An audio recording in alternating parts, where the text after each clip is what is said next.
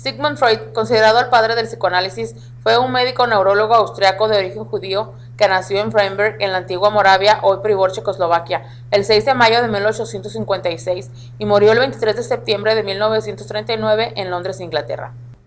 A los 22 años cambió su nombre por el de Sigmund, hijo de Jacob Freud, comerciante de lana muy humilde y mayor de edad, y de su tercera esposa Amalia Nathanson, ambos judíos. Fue un alumno inteligente, hablaba 6 idiomas. Durante su niñez se obsesionó con los sueños, haciéndose consciente de los propios. Llegó a convivir con artistas de la talla de Mahler, Koschka y Klimt. Durante la crisis económica de 1859, el negocio del padre decayó y se vieron la necesidad de trasladarse a Viena, donde vivieron años de decadencia y dificultades. En 1873 se matriculó en la Facultad de Medicina de la Universidad de Viena, realizando estudios de medicina y biología, de la que egresó a los 25 años de edad. En 1881 se especializó en neurología automoclínica y un año después ingresó como interno al Hospital General de Viena. En 1885 trabajó como profesor de neuropatología, rama en la que se había destacado a las órdenes del eminente Dr. Scholz. En el mismo año, bajo el mando de Charcot y después de haber adquirido una beca, terminó sus estudios en el Hospital de Salpêtrière en París. En 1886 abre su primer consultorio, mismo año en el que contrae matrimonio con Martha Bernays, con la que procreó 6 hijos: Mathilde, Jean-Martin, Oliver, Ernest, Sophie y Anna. En 1905, Sigmund Freud publicó una serie de ensayos sobre sexualidad infantil, dando así las bases para lo que después se conocería como complejo de Edipo, en lo que enfoca su tesis sobre la sexualidad como motor del accionar humano. En 1912 publica Tótem y Tabú, en la cual realiza una investigación sociológica donde instaura un equivalente entre la evolución de la sociedad y de la mente humana. En 1916 publica Introducción al psicoanálisis, donde define con precisión el yo, el ello, el superyo, eros y thanatos, que condensaban las claves para entender todo su pensamiento. En 1923 se le diagnosticó cáncer de paladar, pero falleció hasta el 23 de septiembre de 1939, 16 años más tarde, después de padecer múltiples operaciones. Sigmund Freud determinó una época estableciendo la teoría de la relatividad moral, despojándose del concepto de culpa individual, la cual cambió la cosmovisión de todo un siglo. Quizás con el tiempo sabremos si Sigmund Freud edificó una teoría racional y congruente sobre el pensamiento humano.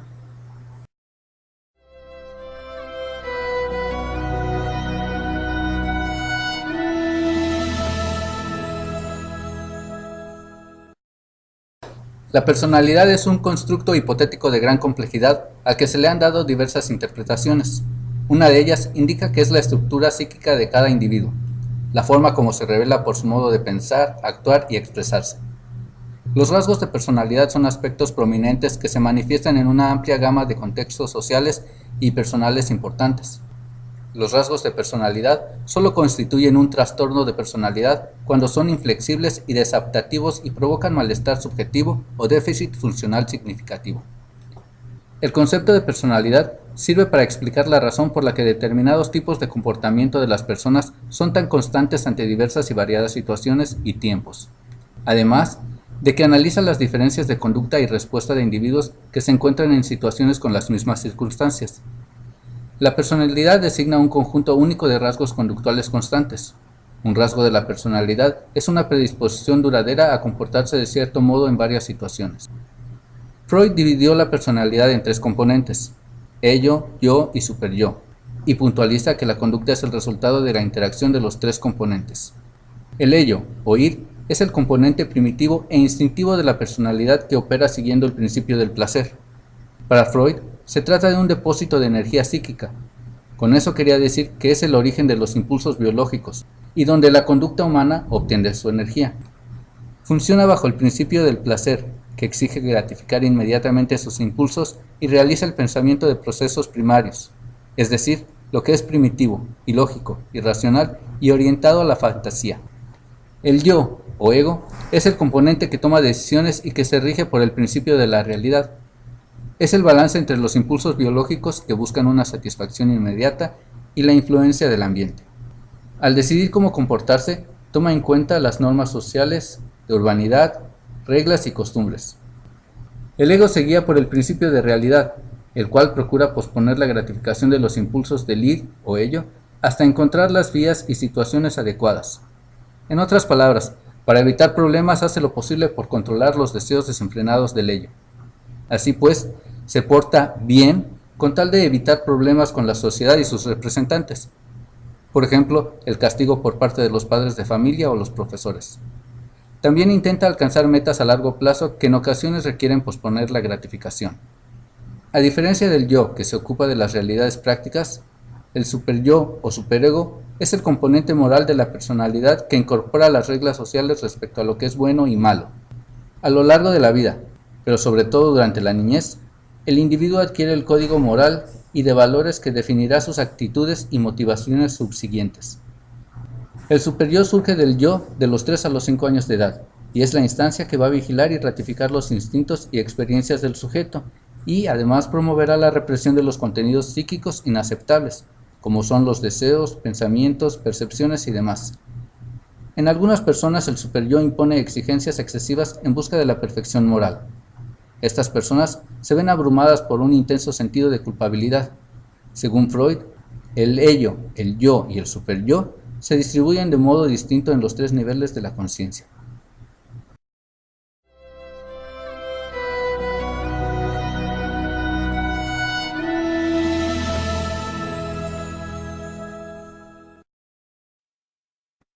Evaluación de las teorías psicodinámicas. El enfoque psicodinámico dio origen a varias teorías verdaderamente grandes de la personalidad según Whitman. Al momento de ser formuladas, produjeron algunas ideas novedosas y atrevidas, aunque algunos detalles de interpretación podrían ser rechazados por ambiguos. Whitman dice que la investigación ha demostrado 4 factores principales que refutan esta postura. Primero, fuerzas inconsistentes pueden influir en el comportamiento. Segundo, el conflicto interno a menudo es uno de los factores de los problemas psicológicos. Tercero, las experiencias tempranas de la niñez ejercen un influjo potente en la personalidad del adulto. Y cuarto, usamos mecanismos de defensa para atenuar la experiencia de las emociones desagradables. Esos planteamientos psicodinámicos no solo han tenido innumerables reconocimientos y elogios, sino que también han recibido fuertes críticas por varias razones. Primero, poca verificabilidad. La investigación científica requiere de hipótesis comprobables. Las ideas psicodinámicas resultan demasiado ambiguas e hipotéticas, lo cual no permite una respuesta concreta al momento de investigarlas. Por ejemplo, ¿cómo comprobaría o rechazaría que el ello es enteramente inconsciente? Para esto se examinaría postura tras postura sin llegar a una conclusión o a una respuesta sólida y verificable. Segundo, evidencias inadecuadas. Los datos empíricos referentes a las teorías psicodinámicas han sido clasificadas inadecuadas. Según esta crítica, las teorías se basan demasiado en estudios y referencias clínicas, las cuales fácilmente se vuelven arbitrarias.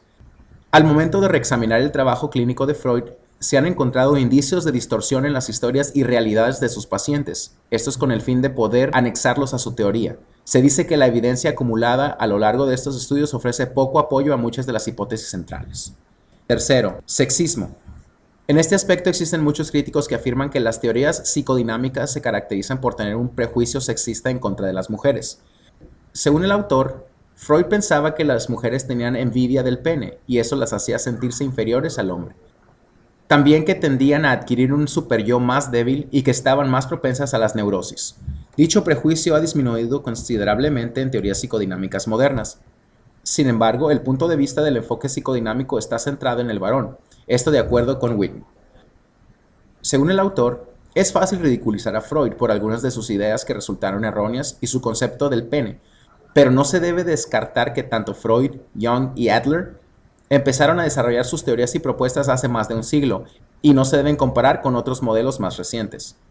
Esto sería como comparar la tecnología aerodinámica de la que hablaba Da Vinci, con la que posee la NASA el día de hoy. Sin embargo, Freud y sus colegas merecen el crédito y reconocimiento por ser la escuela que ha ejercido más influencia en la psicología, exceptuando el conductismo, que tendría que abordarse en un capítulo diferente.